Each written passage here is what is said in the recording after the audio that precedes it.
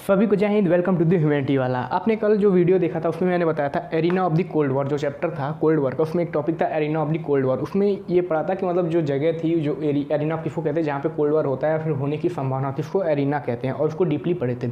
आज का जो टॉपिक है वो चैलेंजेस टू दी बायपोलैरिटी। ठीक है, बायपोलैरिटी किसको कहा गया था? बायपोलैरिटी मतलब दो, मतलब बायपोलैरिटी मतलब दो कौन से हैं? एक आपको पता होगा, इतने पढ़ते पढ़ते वीडियो देखते जानेंगे कि USA और एक हो गया USSR, मतलब चैलेंजर टू दी बायपोलैरिटी। इसमें हम क्या देखेंगे, चलिए देखते हैं।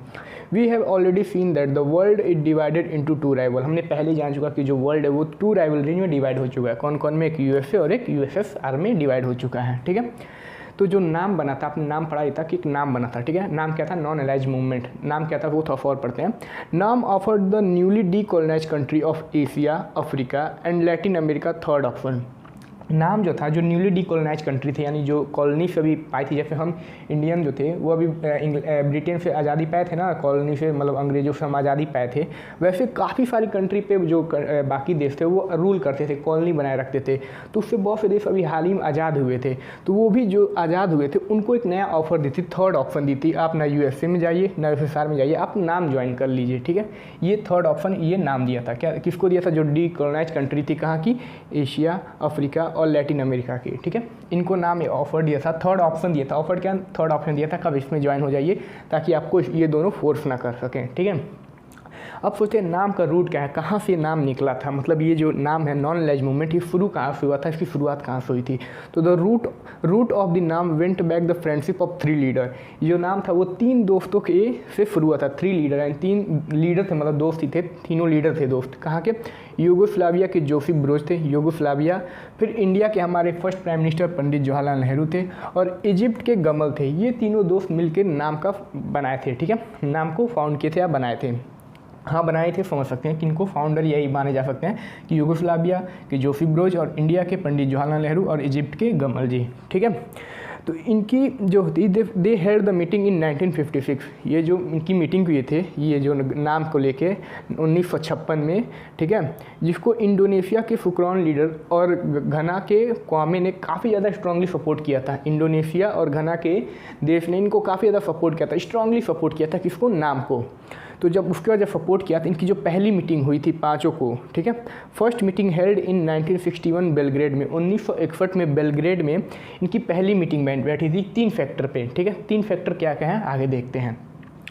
कॉपरेशन एमंग दीज फाइव, मतलब एक दूसरे से कॉपरेट करना, एक दूसरे को मतलब लेके चलना साथ में, एक दूसरे से कॉपरेट करना, एक दूसरे से समझौता करना, हर चीज़ मतलब कॉपरेट करना एकदम एक दूसरे से। कि दीज फाइव में कौन कौन है आपको पता होगा? एक यूगोस्लाविया है, इंडिया है, इजिप्ट है, फिर इंडोनेशिया है, फिर घना है। इन पाँचों में एक दूसरे को कॉपरेट करना। Growing cold war tension and it's vending era. ठीक है, जो कोल्ड वॉर बढ़ रहा था, इनको जो टेंशन बढ़ रहा था और इनकी एरिया बढ़ रही थी, वेंडिंग एरिनाज, जो एरिना आपको पता होगा कि जहाँ पे जो वॉर होने की चांस है या फिर वॉर हुआ है, वो एरिया बढ़ रहा था। इसको देखते हुए ये फैक्टर था। और पहला तब यानी कि कॉपरेशन एमंग दीज फाइव। फिर growing the cold war tension and it's vending arenas. तीसरा क्या था आप देखते हैं, the dramatic entry of many decolonise country in African country, many decolonise of country of African country into the international arena. जो अभी हाल ही में ऐसे बहुत से ऐसे देश थे अफ्रीकन कंट्री के, ऐसे बहुत से देश थे जो अभी हाल ही में डिकोलोनाइज हुए थे, मतलब रूल अभी किसी देश के रूल से हटे थे, मतलब रूल कॉलोनी थी, उन पर आज़ादी पाए थे, और वो अचानक इंटरनेशनल एरिना में काफ़ी ज़्यादा मतलब एक्टिव हो गए थे। एक्टिव हो गए थे, बहुत ज़्यादा हिस्सा लेने लगे थे। और बाई 1960 16 अफ्रीकन कंट्री ज्वाइन हुई थी। 1960 में अफ्रीका के 16 कंट्री ने किसको ज्वाइन कर लिया था? USA को ज्वाइन कर लिया था। तो इन तीन फैक्टर पे क्या बना था? नाम की मीटिंग पहली हेल्ड हुई थी, जो कहाँ हुई थी? 1961 में बेलग्रेड में हुई थी। ठीक है, 25 member attend the first meeting. 25 member, यानी जो 25 मेंबर जो थे वो कब 1961 की मीटिंग में अटेंड किए थे। कहाँ पे हुई थी? बेलग्रेड में नाम की मीटिंग जो हुई थी वो उसमें 25 मेंबर अटेंड किए थे, 25 मेंबर अटेंड किए थे। ओवर द ईयर नाम वॉज एक्सपेंडेड।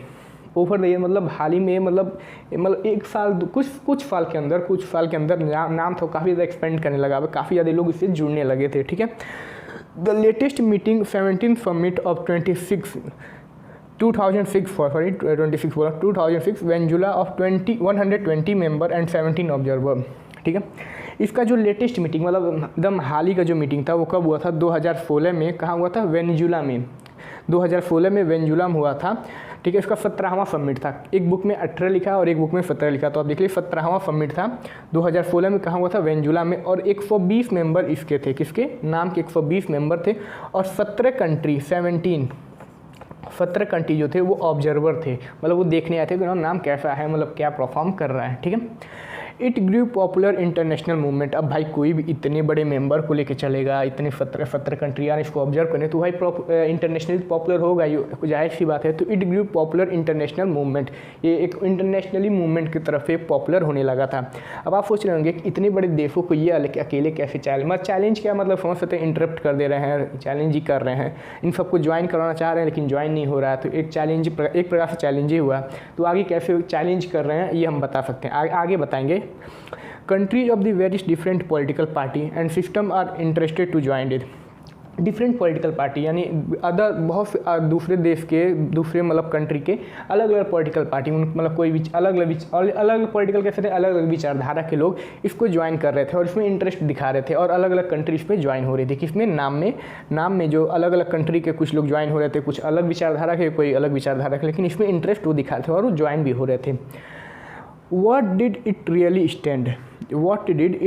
मतलब रियली कौन नाम जो है, इसका मेन कारण क्या था, ये क्यों बना था, जब जानते एकदम। अब आप जान गए कि इसको मतलब जो यूएसएसआर, जो दो अलायंस थी यूएसएसआर और यूएसए, जो इन दोनों में नहीं जाना चाहता था वो नाम को ज्वाइन कर लेता था, लेकिन मेन इनका क्या था वो हम जानते हैं। Policy of staying away of alliance, मतलब अलायंस जो है उनसे दूर रहना, इन सबसे मतलब ना उसमें जाना ना इसमें जाना, but should not consider the isolation और neutrality.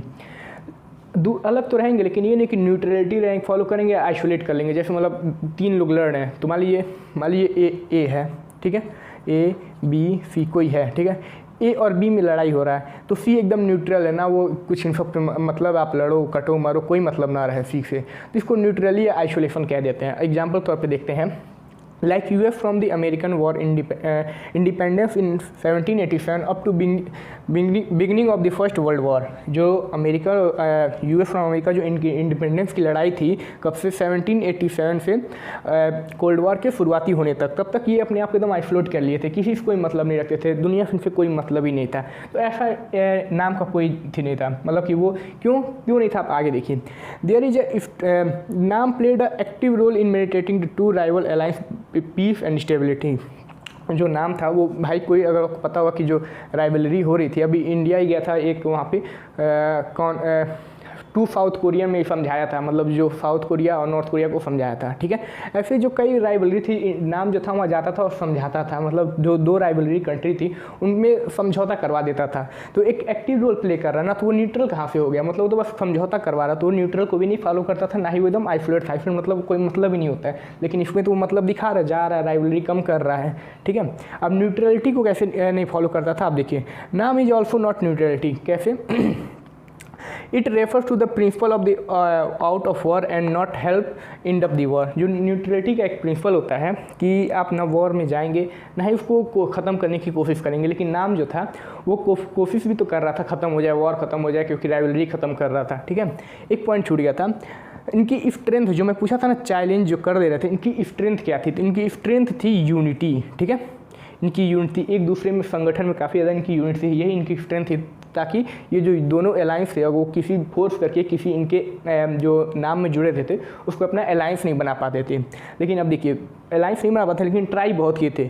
Both super power attempt to bring them into their alliance. दोनों सुपर पावर बहुत ज़्यादा ट्राई किए थे कि इनको अपने अलायंस में जोड़ लें, ठीक है, इनको नाम को अपने अलायंस में जोड़ लें। कौन ट्राई किया था? यूएसए और यूएसएसआर, 2 ही अलायंस ही थे। ये चाहते थे कि ये मेरे अलायंस में आ जाए और ये चाहते थे कि मेरे अलायंस में आ जाए, लेकिन नाम किसी में नहीं गया था, ठीक है।